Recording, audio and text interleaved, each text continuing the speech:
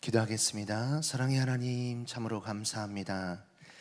우리가 이 시간 주님 앞에 나와서 하나님 앞에 예배하게 하시니 진실로 감사합니다. 하나님, 고난주간을 맞이해서 하나님 금요일 새벽 예배 가운데 주님 앞에 예배하며 하나님의 말씀을 청종코자 나왔습니다. 주님, 우리에게 원하시는 하나님의 복되어진 삶을, 하나님 참으로 용서하는 삶을 온전히 삶으로 살아가며 그렇게 순종하며 살아갈 수 있도록 하나님 주님께서 힘주시고 믿음 주시옵소서. 시간 주님을 찬양하며 높입니다. 우리 주 예수 그리스도 이름으로 기도합니다. 아멘. 할렐루야. 우리 함께 예수 사랑합니다. 우리 함께 찬양하도록 하겠습니다. 목사님 모니터가 안 나와요.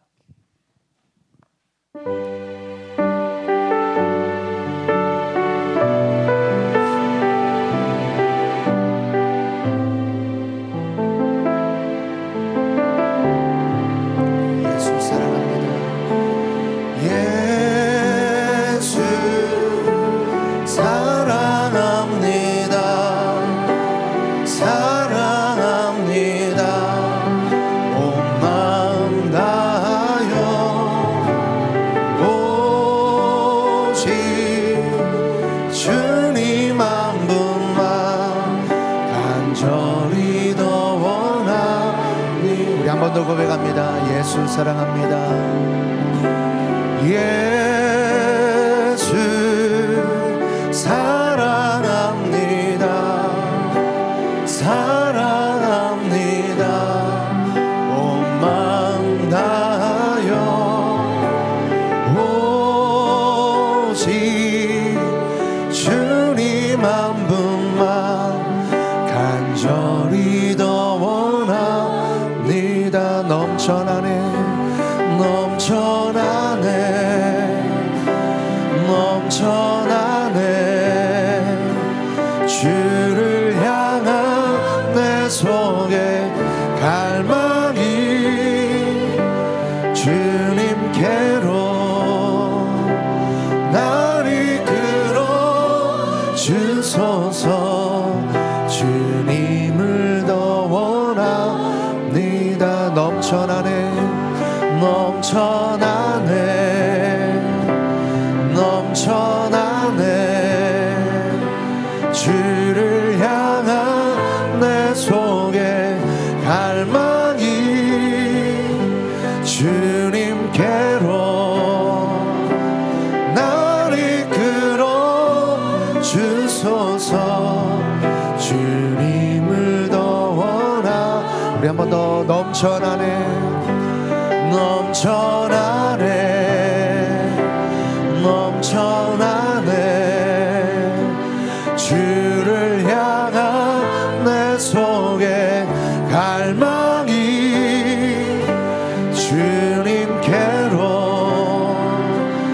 날 이끌어 주소서. 주님을 더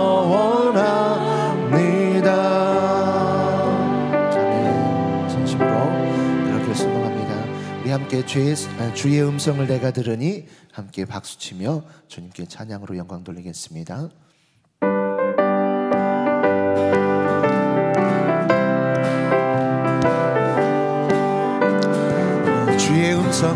주의 음성을 내가 들으니 사랑한다 말일세. 믿는 마음으로 주께 가오니 나를 영접하소서.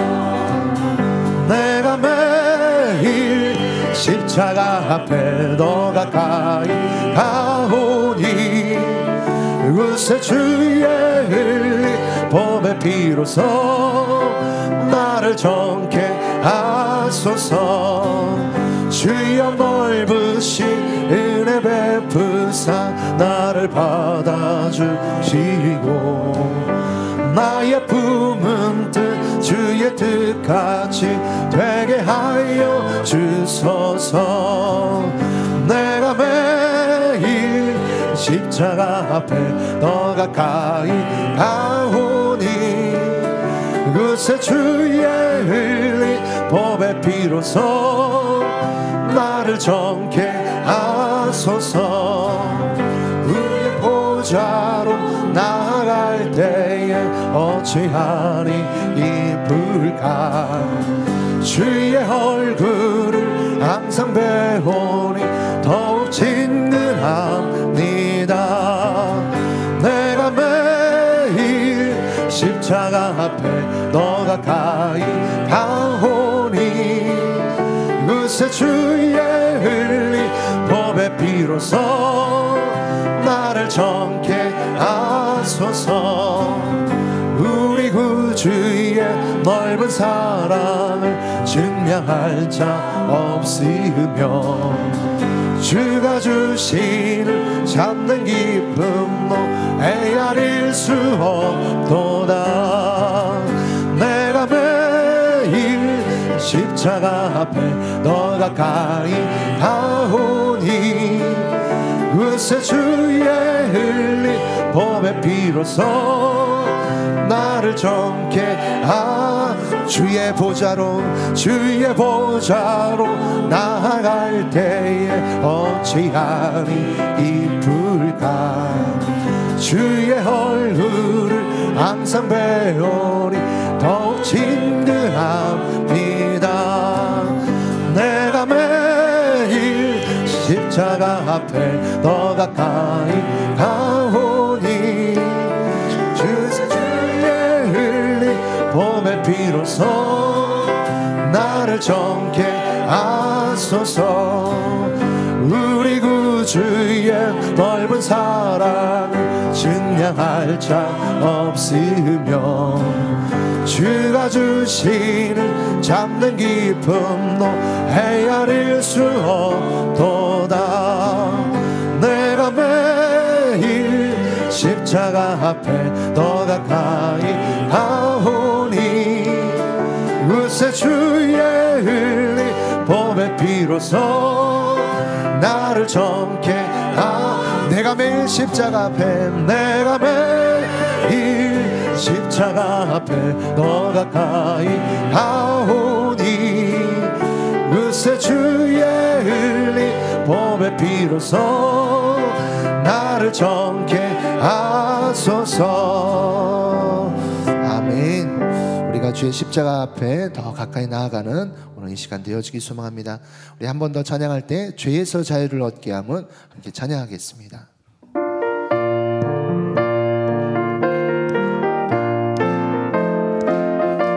우리 죄에서 자유를 얻게 함은 보혈의 능력 주의 보혈 시험을 이기고 승리하니 참 놀라운 능력이로다. 주의 보혈 능력이 또다. 주의 피 믿어 주의 보혈 그 어린 양이 매우 귀중. 우리 한 번 더 죄에서 자유를 얻게 함은 보혈의 능력 주의 보혈 시험을 이기고 승리하니 참 놀라운 능력이로다. 주의 보혈 능력이 또다. 주의 피 믿어 주의 보혈 그 어린 양의 매우 귀한 육체의 정욕을 이길 힘은 보혈의 능력 주의 보혈 정결한 마음을 얻게 하니 참 놀라운 능력이로다. 주의 보혈 능력이 또다. 주의 피 믿어 주의 보혈 그 어린 양의 매우 귀중한 피로다. 눈보다 더 이게 맑히는 것 보혈의 능력 주의 보혈 부정한 모든 것 맑히시니 참 놀라운 능력이로다. 주의 보혈 능력이 또다. 주의 피 믿어 주의 보혈 그 어린 향해 매우 귀중한 피로다. 그 주의 복음을 전할 제목 보혈에는요 주의 보혈 날마다 나에게 찬송 주니 참 놀라운 능력이로다. 주의 보혈 능력이 도다. 주의 피 믿으오. 주의 보혈 그 어린 양의 매우 귀중한 피로다. 우리 이 시간 예배를 위해 말씀 전하실 목사님을 위해 함께 기도하도록 하겠습니다. 할렐루야. 사랑의 아버지 하나님 참으로 감사합니다. 하나님 우리의 예배를 받으시고 하나님 우리가 주님 앞에 나오고 누구보다 크신 주님 하나님 주님 앞에 나왔습니다.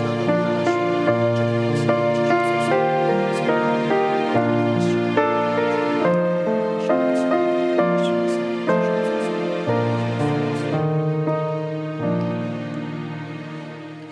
사도신경으로 우리의 신앙을 하나님 앞에 고백합니다. 나는 전능하신 아버지 하나님 천지의 창조주를 믿습니다. 나는 그의 유일하신 아들 우리 주 예수 그리스도를 믿습니다. 그는 성령으로 잉태되어 동정녀 마리아에게서 나시고 본디오 빌라도에게 고난을 받아 십자가에 못 박혀 죽으시고 장사된 지 사흘 만에 죽은 자 가운데서 다시 살아나셨으며 하늘에 오르시어 전능하신 아버지 하나님 우편에 앉아 계시다가 거기로부터 살아있는 자와 죽은 자를 심판하러 오십니다. 나는 성령을 믿으며 거룩한 공교회와 성도의 교제와 죄를 용서받는 것과 몸의 부활과 영생을 믿습니다. 아멘. 오늘 우리에게 주시는 하나님 말씀은 에스겔서 36장 26절에서 27절까지 말씀입니다. 성경 말씀 에스겔 36장 26절에서 27절까지 말씀 구약 1208면에 있습니다. 에스겔서 36장 26절에서 27절까지 말씀입니다.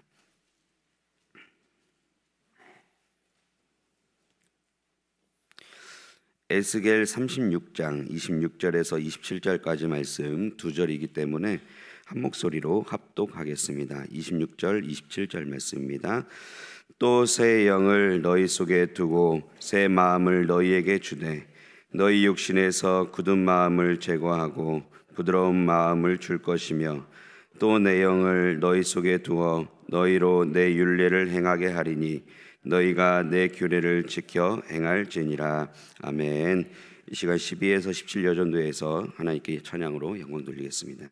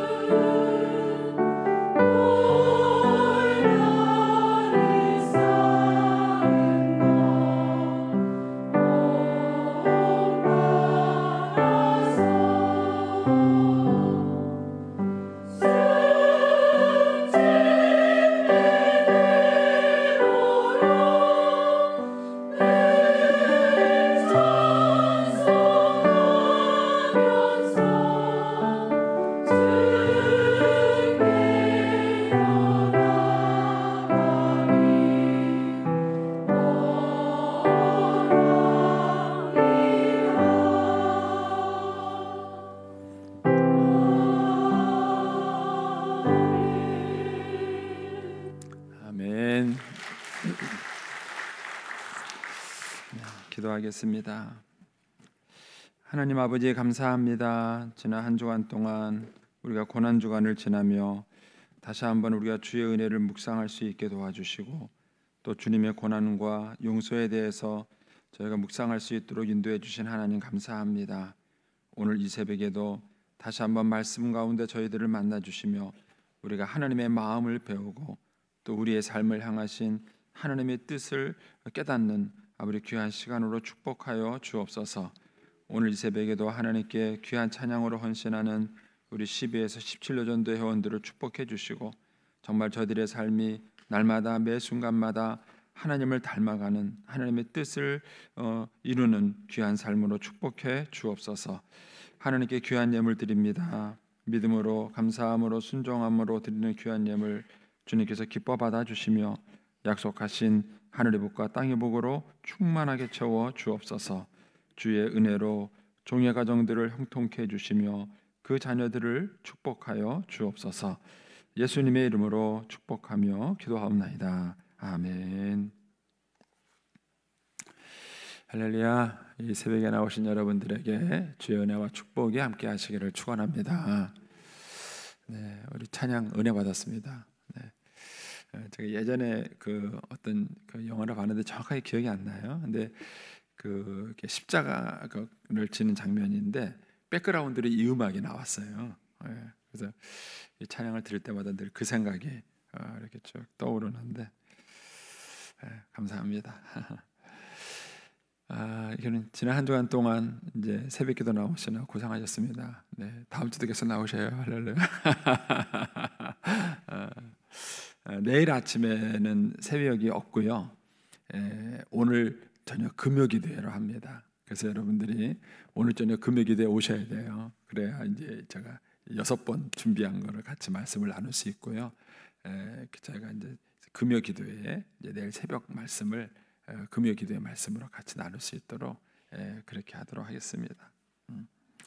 자, 이제 오늘 말씀 이 에스겔서 말씀인데 이 본문에 있는 그 에스겔 말씀을 좀 이해하려고 한다 그러면 우리가 이제 통성경적으로 성경 전체 백그라운드가 있어야 이 에스겔 말씀의 진짜 의미를 이해할 수 있습니다. 그래서 이제 이 작업은 다음에 제가 여러분들에게 이제 성령에 대해서 한번 설명을 드릴 때 그때 좀 말씀을 드리기로 하고요. 이제 오늘은 이제 용서와 관련돼서 제가 이제 이 말씀을 묵상하려고 합니다. 그래서 이 본문의 말씀을 이제 좀 이해할 만한 백그라운드를 먼저 설명을 하고 마지막에 가서 이제 이 말씀과 이제 용서가 어떤 관계가 있는지에 대한 얘기를 나누도록 그렇게 하겠습니다.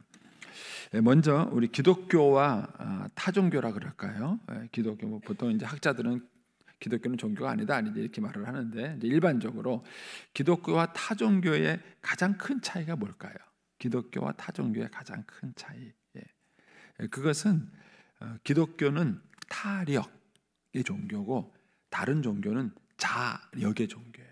어떤 종교든지 그 형태만 다를 뿐이지 공통점은 뭐냐면은 자기의 힘으로 그러니까 착하게 살아라, 선하게 살아라. 그리고 내가 이렇게 노력을 했다. 그래서 내가 복을 받는다. 이거예요. 이게 다른 종교들의 모든 종교들의 공통점이에요. 약간의 그 바깥의 형태만 다를 뿐이지 똑같습니다. 근데 기독교는 아닙니다. 기독교는 철저하게 자력 종교가 아니라 타력 종교예요. 내 힘으로 구원을 받는 것이 아니라 전적인 하나님의 은혜로 구원을 받는 겁니다. 그래서 기독교는 착하게 사세요, 선하게 사세요 이렇게 말하지 않고 예수 믿으세요 이렇게 말하는 거예요. 예수 믿으세요. 내 힘으로 하는 것이 아니라 하나님의 은혜로 구원받는 것이 기독교 종교입니다. 한 가지 예를 들어보겠습니다. 마태복음 19장 16절 말씀에 보면 한 부자 청년이 예수님께 나와서 이렇게 질문해요. 선생님, 내가 무슨 선한 일을 하여야 영생을 얻으리까? 이 사람은 선생님, 내가 어떻게 하면 돈을 많이 벌 수 있습니까? 그렇게 묻지 않아요. 요즘 젊은이들의 화두는 그거예요. 어떻게 하면 돈 많이 받으냐? 재테크를 어떻게 할까? 이게 요즘 젊은이들의 큰 화두예요. 그런데 이 재테크를 잘못 배우고 있는 게 문제입니다.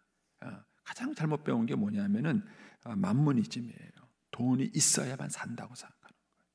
그래서 우리 아이들은요, 돈 그 한두 푼에 인생이 왔다 갔다 하는 거예요. 얼마 전에 나라에서 그 아이들에게 50만 원, 청년들한테 50만 원씩 지원을 해주겠다 그랬어요. 어떤 일이 벌어졌는지 아세요? 그 신청서 서버가 다운됐어요. 서버가 다운됐어요. 그 정도로 아이들이 돈 50만 원 받겠다고 여기 정신없이 몰려드는 거예요. 그러니까 이제 우리 아이들을 돈 없으면 못 사는 아이들로 만들어 버린 것이죠. 어쨌든 이 사람이 나와서 선생님, 내가 무슨 일을 해야 어떻게 해야 돈을 많이 벌겠습니까? 이런 질문을 한 게 아니라 영생에 대한 질문을 한 거예요. 선생님, 내가 어떻게 영생을 얻겠습니까? 근데 여기서 이제 이 질문이 깔고 있는 배경이 있어요. 다시 한번 말씀을 좀 보여주세요. 어떤 사람이 주께 와서 이르되 선생님이요. 그래서 무슨 얘기를 하면 내가 무슨 선한 일을 하여야 영생을 얻겠습니까? 이 얘기는 영생을 어떻게 얻느냐? 내가 뭘 함으로써 얻는다는 그 의식이 깔려 있는 거예요, 밑바닥에. 그러니까 영생을 내 힘으로 얻을 수 있다고 생각하는 거예요. 내 힘으로 얻을 수 있는 게 아니에요. 그래서 예수님이 이 청년에게 그래? 그러면 계명을 지켜라 그런 거예요. 근데 이제 뭐라냐면 내가 어렸을 때부터 계명을 다 지켰습니다. 예수님의 질문의 의도를 모르는 거예요. 여러분도 인생을 사시면서 계명을 다 지켰다고 생각하세요? 계명을 다 지킬 수 있었던 게 아니에요. 제가 예전에 언젠가 한번 소개했던 리차드 범브란트라는 목사님이 있어요. 오랫동안 이제 공산권하에서 이제 감옥살이를 했던 목사님인데 그 목사님이 그런 얘기를 해요. 십계명에 내 부모를 공경하라 이렇게 말을 해요. 그런데 좋은 부모 밑에서 큰 아이들한테는 내 부모를 공경하라는 계명이 어렵지 않아요. 그런데 그 목사님은 자기 교회의 성도 얘기를 하는데 아버지가 약간 정신 이상자예요. 근데 아버지한테 딸이 성폭행을 당했어요. 그런데 그런 딸한테 내 부모를 공경하라. 그게 쉽습니까? 그게 쉽냐고요. 그게 쉬운 게 아니에요. 그러니까 이 부자 청년이 내 계명을 지켜라 이렇게 했을 때 내가 계명을 다 지켰습니다 라는 이 얘기를 부자 청년은 무슨 뜻으로 했느냐면은 내가 노력해서 내가 수고해서 내가 착하게 살아서 계명을 다 지켰습니다 이런 뜻으로 얘기를 한 거예요. 근데 주님이 그 얘기를 물어본 이유는 그거예요. 너 그 계명을 잘 지킬 수 있었던 것은 네가 계명을 어기지 않을 만한 환경에 살았기 때문에 지킨 거예요. 만약에 그런 환경이 아닌 더 어렵고 힘든 환경에 가면은 너 그 계명 못 지킨다는 거예요. 그러니까 그 계명을 다 지킬 수 있어요. 내가 어려서부터 계명을 다 지켰나이다라는 그 말에는 내가 그만큼 좋은 환경에 살았습니다. 내가 하나님의 은혜 속에 살았습니다. 이걸 깨달아야 되는데 그 사람은 그걸 모른 거예요. 그래서 예수님이 하도 답답하니까 그래? 그러면 네 소유를 다 팔아가지고 가난한 자한테 주고 너는 빈털터로 나를 따라와봐. 그건 못하는 거예요. 그거는 자기에게 주어진 환경이 없었던 거죠. 그러니까 이 부자 청년과 같이 신앙생활하는 사람들이 교회 안에 많이 있습니다. 교회 안에 많이. 내가 수고해서 내가 기도하고 내가 주일 성수 잘하고 내가 하나님께 헌금하고 내가 교회 일 많이 봉사하고 이렇게 생각하는 거예요. 아직까지도 뭘 모르시는 거예요. 그러니까는 기독교는 철저하게 나는 할 수 없습니다. 하나님의 은혜로 하는 것입니다. 이게 철저하게 기독교예요. 자, 로마서 7장 18절에 보면은 사도 바울이 로마서를 썼는데 이 로마서를 쓸 때가 사도 바울이 대략 신앙생활한 지 25년 정도 지났을 때고요. 사도 바울의 나이는 50대를 넘었을 것이다. 50대 한 중반쯤 됐을 것이다라고 이제 추정을 해요. 정확하게 나이를 알 수는 없습니다. 그런데 이때 사도 바울이 이제 이걸 로마서로 썼는데 물론 이 로마서 7장의 내용을 쓰는 순간 깨달았다 이렇게 학자는 말하진 않아요. 이제 그 전에 깨달을 수도 있었어요. 근데 어쨌든 사도 바울이 평생 바리새인으로 살았고 예수 믿고 은혜 받고 난 다음에 대략 20년 이상은 지나고 난 다음에 이 진리를 깨달은 거예요. 이 로마서 7장 18절 이렇게 말합니다. 내 속 곧 내 육신에 선한 것이 거하지 아니하는 줄을 아노니 원함은 내게 있으나 선을 행하는 것은 없다. 여기서 사도 바울이 깨달은 것은 뭐냐면 소원과 능력은 다른 것이다. 소원과 능력은 다른 것. 공부해야지. 공부합니까? 내일 성적을 이번 성적 올려야지. 그래서 그냥 계획표를 딱 세워서 밤새 공부할 생각을 딱 했어요. 그리고 저녁을 딱 먹고 엄마 나 밤새 공부할게. 먹고 30분 있다 바로 자요. 아유, 소원대로만 되면 얼마나 좋아요. 근데도 사람들 그걸 못 깨달아요. 나는 한다면 하는 사람입니다. 정말 철없는 사람이에요. 이 인생이 뭔지를 모르는 사람이에요. 인생이 한다면 됩니까? 그렇게 안 되는 게 인생이에요. 왜 안 됩니까? 수없이 사람들이 결심을 해요. 그런데 소원과 능력은 별개의 문제예요. 사람이 소원을 갖고 있다 그래서 다 그렇게 사는 게 아니에요. 근데 우리는 착각하고 있어요. 어떤 착각을 하고 있느냐면은 내가 소원을 갖고 있으면은 그렇게 사는 줄로 착각하고 있는 거예요. 그 사도 바울이 이걸 깨달았을 때와 깨달지 못했을 때가 큰 차이가 있습니다. 자, 빌립보 3장 5절은요. 사도 바울이 이것을 깨닫지 못했을 때요. 나는 8일 만에 할례 받고 이스라엘 족속이요 베냐민의 지파여 히브리인 중에 히브리여 율법으로는 바리새인이여 열심으로는 교회를 박해하고 율법의 의로는 흠이 없다. 사도 바울이 소원과 능력이 같다고 생각했을 때에는 자기가 완벽한 신앙이 있는 줄 알았던 거예요. 그런데 예수님을 만나고 그 은혜를 깨닫고 그러고 나니까는요, 사도 바울이 소원과 능력이 같지 않다는 것을 아는 거예요. 내가 원하는 바가 있어도 원치 않는 대로 산다는 것을 알게 된 거예요. 그리고 난 다음에 사도 바울이 디모데전서 1장 13절에 이렇게 말해요. 내가 전에는 비방자요 박해자요 폭행자였으나, 그런 얘기.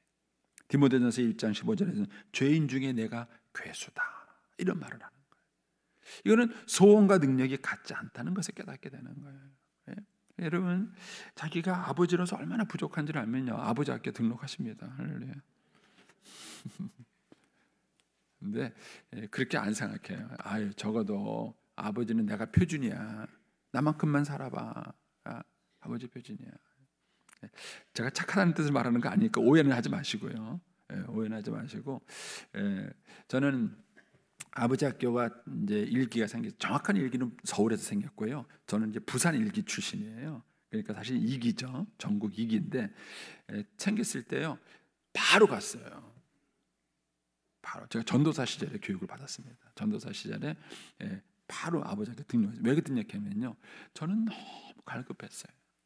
너무 갈급했어요. 결혼 과정에서 컸고 결혼을 했는데 아무도 나한테 이걸 가르쳐주는 사람이 없고, 아무도 나한테 가르쳐주는 사람이 없고, 내가 어떤 게 아버지인지 모르겠고, 그런데 세상에 아버지를 가르쳐주는 게 없어요. 제가요, 궁금해서 서점에 가서 교보서점이죠. 교보서점 가가지고요 쫙 훑었어요. 그런데 아버지가 뭐냐, 아버지가 어떻게 살았냐, 얘기가 없어요. 아버지라는 단어에 대한 정의가 없어요. 아버지가 뭐예요?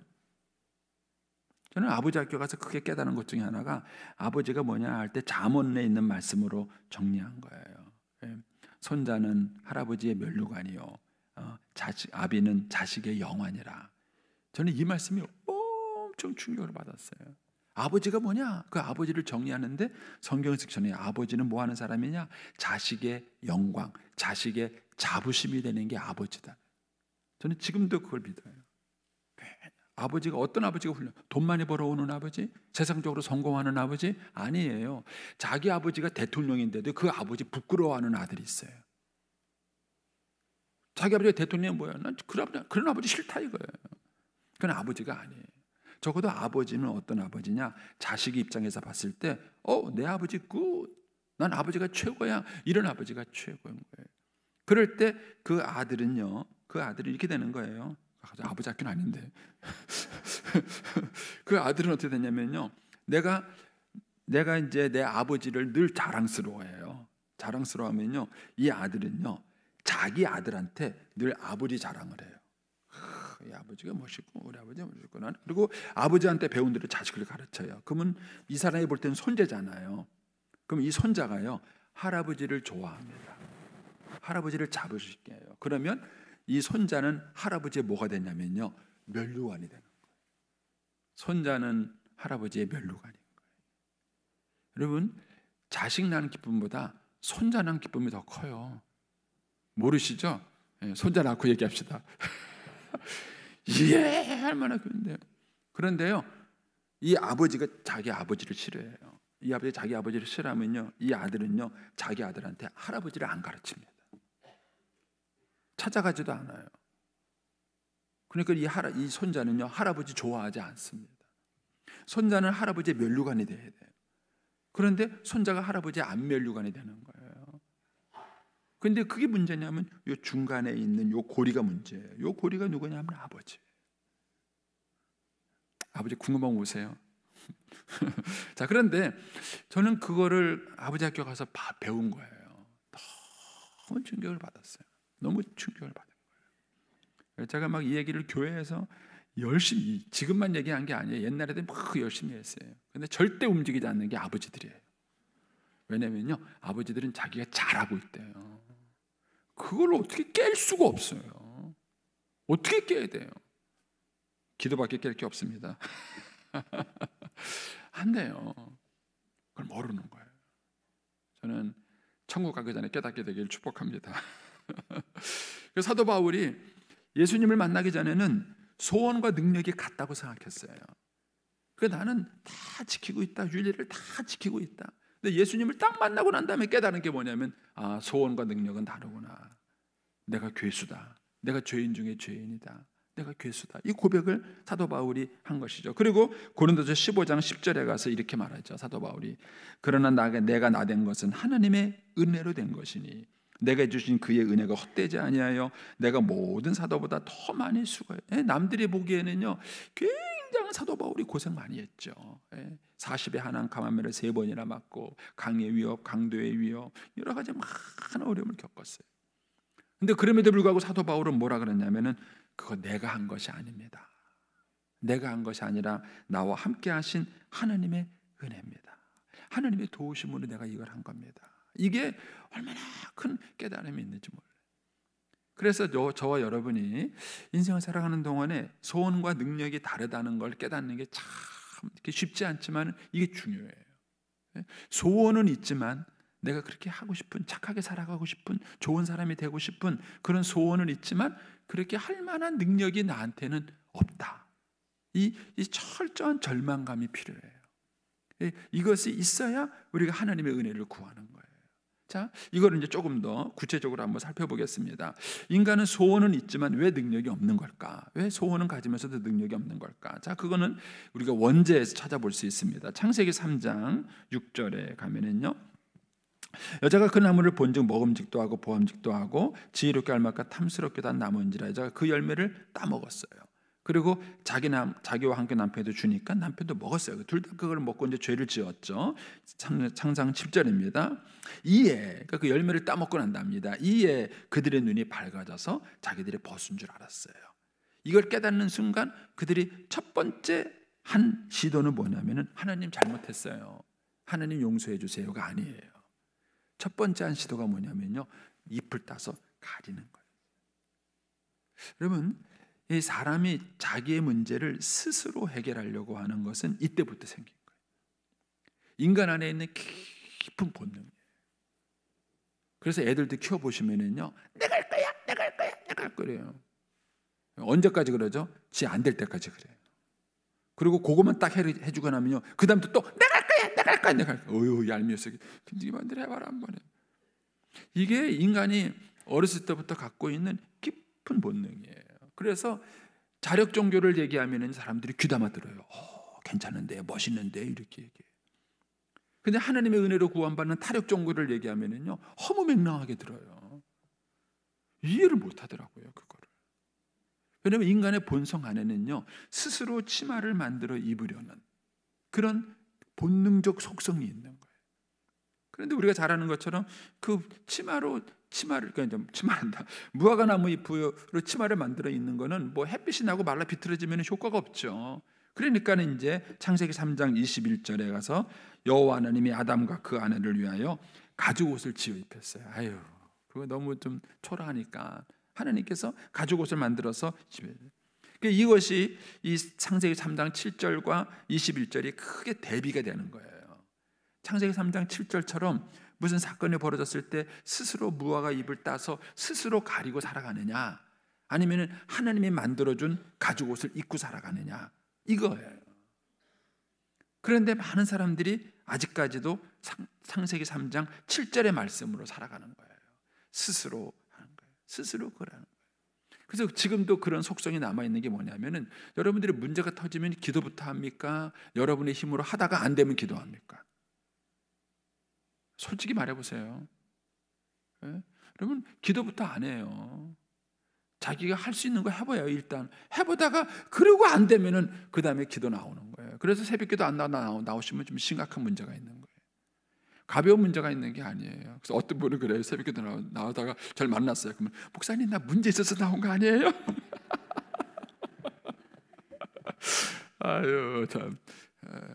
그만큼 사람들은요 절망에 부딪히기 전에는 하나님을 찾지 않는 거예요. 본능적으로 우리는 무화과 잎을 따서 스스로 가리려고 하는, 스스로의 힘으로 해결하려고 하는 이런 그 본능이 아담과 하와가 죄를 지은 이래로 우리에게 계속 일어나는 거예요. 결국 이런 인간의 속성 속에서 인간에게 찾아온 죄로 인한 결과 두 가지를 보면서 이걸 또 연결시켜 보겠습니다. 창세기 3장 16절 말씀이에요.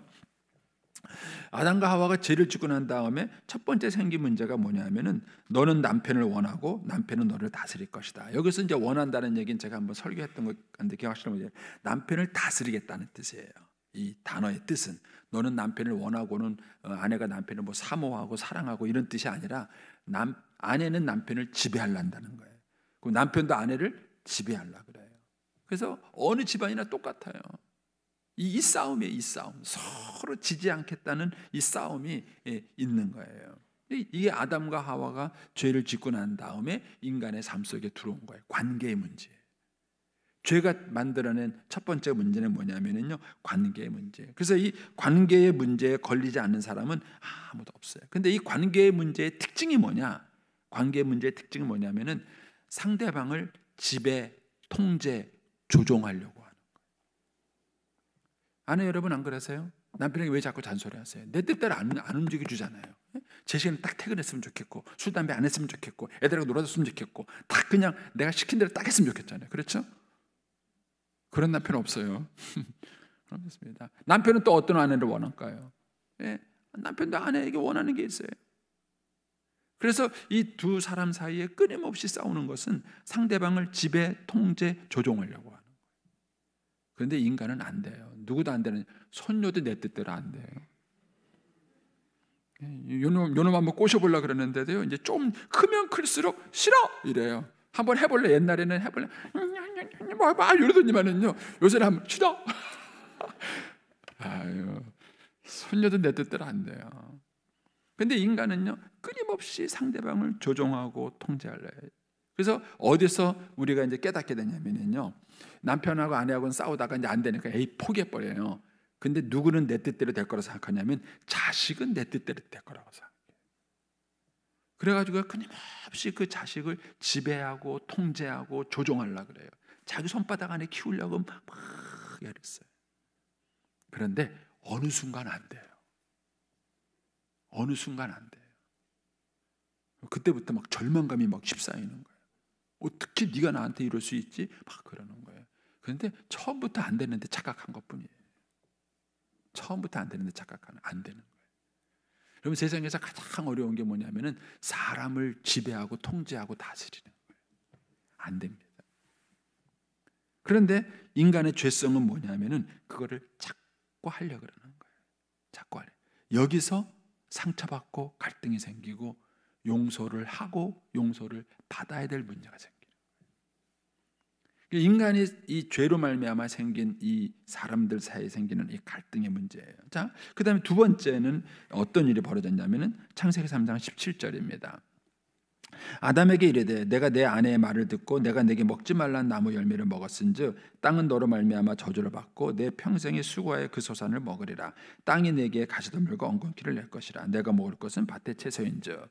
예, 한마디로 말하면 이거예요. 내가 노력했으면 노력한 만큼만 얻으면 되는데 그 땅이 저주를 받아서 내가 노력을 땀 흘려서 수고를 했는데 가시덤불과 엉겅퀴를 내는 거예요. 이게 인간이 받은 저주예요. 그래서 아담과 하와가 범죄하고 난 다음에 첫 번째 생긴 문제는 관계 문제예요. 그리고 두 번째 생기는 문제는 일의 문제예요. 일. 내가 열심히 일을 했는데 일한 대가만큼 벌어지지 않는 거예요. 이게 지금 인류가 겪고 있는 문제예요. 그래서 인류가 겪고 있는 모든 문제, 여러분들이 지금 고민하고 있는 문제를 종이에 적어서 딱 분류해 보면은요, 사람 문제, 일 문제 두 가지밖에 없어요.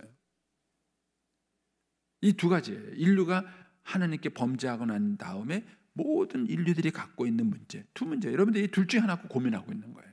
사람과의 관계 문제로 고민하고 있든가 아니면 일 문제로 고민하고 있든가 이 둘 중에 한 문제로 고민하고 있는 거예요. 그래서 이 문제를 주님께서 해결을 해주셨는데 어떻게 해결해 주셨느냐? 그 해결책이 성령님이에요. 성령님. 그 성령님이 어떻게 해결해 주시는가? 여러분 성령님이 오셔서 우리에게 이제 오셔서 첫 번째 하시는 뭐냐면 성령의 열매예요. 성경에 나와 있는 거 그냥 오늘 그렇다 치고 넘어가세요. 나중에 설명하겠습니다. 성령의 열매가 있죠. 사랑, 희락, 화평, 온유, 자비, 양성, 충성. 성령의 열매가 있죠. 두 번째가 뭐냐면 성령의 은사가 있어요. 은사가.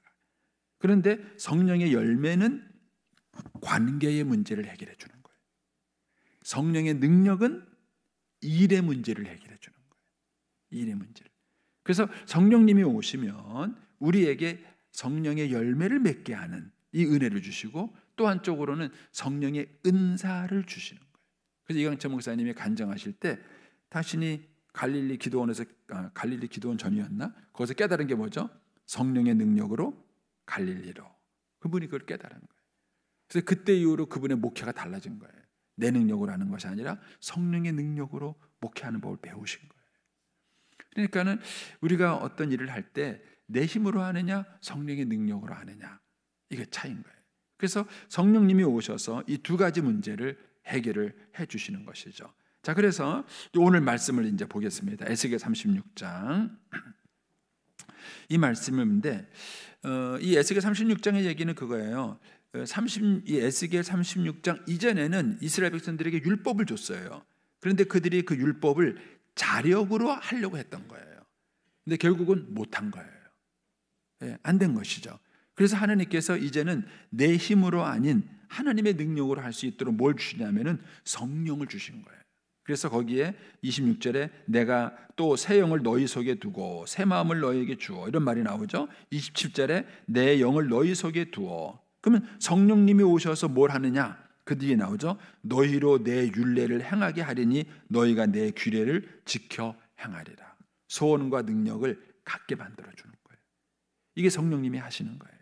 그러니까는 성령님이 없이는 내 힘으로 율법을 지키려고 했을 때에는 안 돼요. 우리는 소원은 있지만 능력이 없는 거예요. 근데 성령님이 오시면 이 소원과 능력 사이의 갭을 줄여 주시는 거예요. 그래서 이 성령님께서 우리에게 그 일을 할 수 있도록 역사해 주시는 것입니다. 자, 예를 하나 들어보겠습니다. 요한복음 14장 16절입니다. 요한복음 14장을 보시면 예수님이 무슨 얘기를 하시냐면 내가 이제 떠나가면 너희에게 아버지께서 성령을 보내주실 것이다. 그래서 그 성령님 뭐라 그러냐면 내가 아버지께 구하겠으니 그가 또 다른 보혜사를 너희에게 주사 영원토록 너희와 함께. 여기서 성령님의 역할을 뭐라 그러냐면 또 다른 보혜사 이렇게 말했어요. 여러분 이제 이 얘기는 많이 설교 들어서 아시죠? 이 다르다라는 얘기가 여러 가지 의미가 있어요. 예를 들어서 이 핸드폰과 컵은 달라요. 근데 이거는 완전히 다른 게 아니에요. 그러나 반면에 이 마이크와 이 마이크는 달라요. 같은 거 아니죠? 마이크가 두 개니까 이것과 이거는 달라요. 그런데 같은 종류인데 다른 거예요. 그렇죠? 두 개가 다르다 이런 것과 이 두 개가 다르다는 것은 다른 거예요. 이해하시죠? 그런데 여기서 또 다른 보혜사라는 얘기는 이 뜻이에요. 같은데 다른 거예요. 같은 거예요. 그래서 성령님은 어떤 일을 하시느냐? 정확하게 예수님이 첫 번째 보혜사예요. 예수님이 첫 번째 보혜사고 성령님이 두 번째로 오신 보혜사예요. 그런데 어떤 일을 하시냐면은 예수님이 하셨던 일을 하시는 거예요. 이게 여러분들이 성령을 이해할 때 굉장히 중요한 키가 되시는 거예요.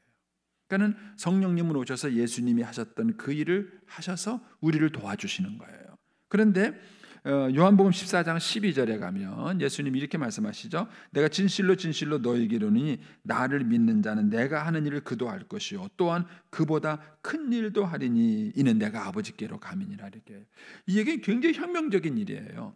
무슨 얘기냐면은 나를 믿으면 내가 하는 거 너희들 그대로 할 수 있어. 그리고 한마디 더 나눠서 나보다 더 큰 일을 할 수 있어. 이게 말이 돼요? 근데 이 원리가 그 얘기예요. 예수님께서 그런 거예요. 나도 내 능력으로 한 게 아니야. 내 안에 성령님이 계시고 성령의 능력으로 내가 일을 한 거야. 그런데 이 성령님이 너희들에게도 오실 거야. 그래서 그 성령님은 내 속에서 역사하신 것처럼 너희들 속에서 역사하실 거고, 내 안에서 이루신 일들을 너희 안에도 이루실 거고, 그보다 큰 일도 하실 거야. 이 얘기인 거예요. 따라서 그 성령님이 오셔서 우리에게 죄의 문제를 해결해 주시는데, 여러분, 죄를 짓고 나면 두 가지가 생깁니다. 하나는 죄책감, 그 죄에 대한 벌을 받아야 돼. 죄에 대한 책임, 죄책감이라 그러죠. 그 다음에 일반 종교는 이것만 얘기해요. 그런데 죄를 지었을 때 죄책감이 있는 게 아니라 죄의 영향력이라는 게 생겨요. 자, 이래서 제가 거짓말을 한번 했습니다. 그러면요, 첫 번째 거짓말은 어려워요. 두 번째 거짓말은 쉽습니다. 왜냐하면 첫 번째 지은 거짓말의 영향력을 받기 때문에 그래요. 도둑질도요, 한 번은 쉬워요. 참 어려워요. 근데 두 번, 세 번 하면 훨씬 더 어려워요. 사람 죽이는 것도 한 번은 어려운데 그만큼 무서운 거예요.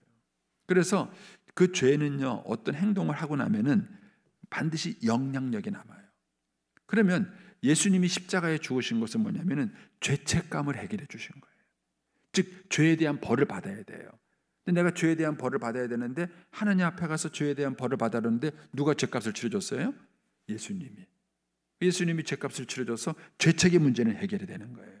그런데 죄의 영향력의 문제는 여전히 우리에게 남아있는 거예요. 여러분들 동의를 안 해주시네.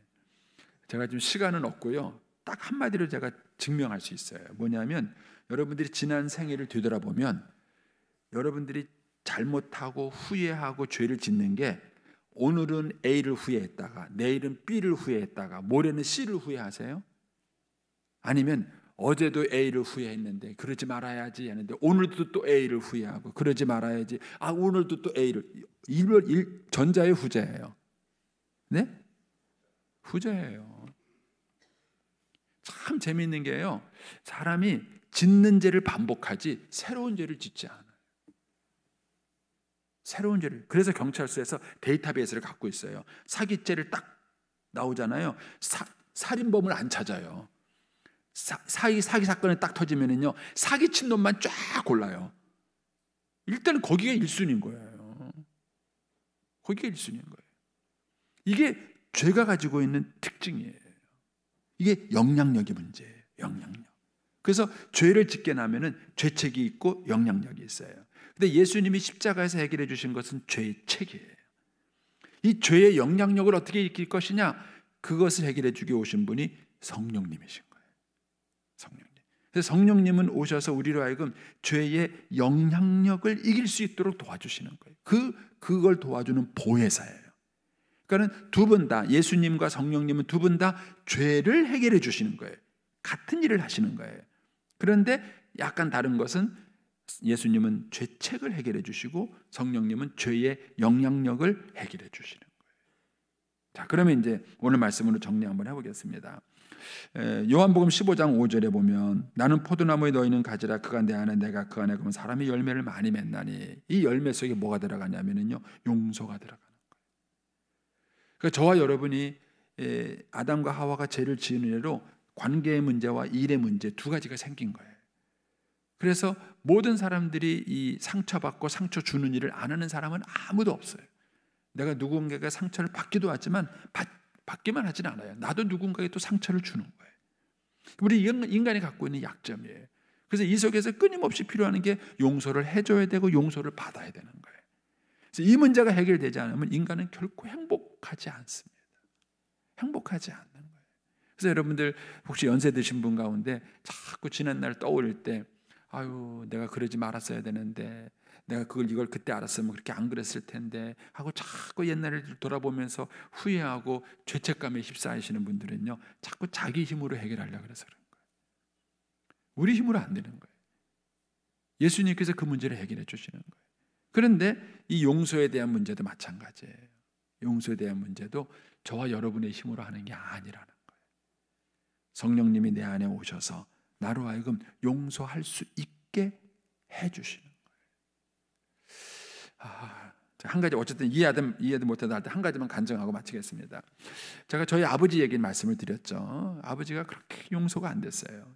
제가 중학교 때 예수 믿고 난 다음에 설교를 듣잖아요. 그 설교를 들으니까 아버지 용서해야지, 아버지 용서해야지. 그러는데도요, 용서했는데 며칠 지나고 나면 또 생겨요. 용서했는데 또 푹 올라와요. 내 힘으로 하려고 했기 때문에 그런 거예요. 근데 어느 날 성령님이 깨닫게 해주셔서 나도 죄인이고 아버지도 죄인이다. 이걸 깨닫게 해주니까는요, 아버지가 그때부터 불쌍하게 보이는 거예요. 그리고 그렇게 오랜 세월 안 되던 것이 내 마음의 용서가 싹 녹여졌어요. 제가 이 간증은 했죠. 예. 이제 또 하나 해드릴게요. 교인들에게 상처받았어요. 어떻게 해요? 내가 떠나든지 그 사람이 떠나든지 둘 중에 하나를 해결해야 됩니까? 그럴 수도 있는 게 아니잖아요. 근데 목사가 어떻게 교인을 미워합니까? 그렇지 않아요? 저도 미워요.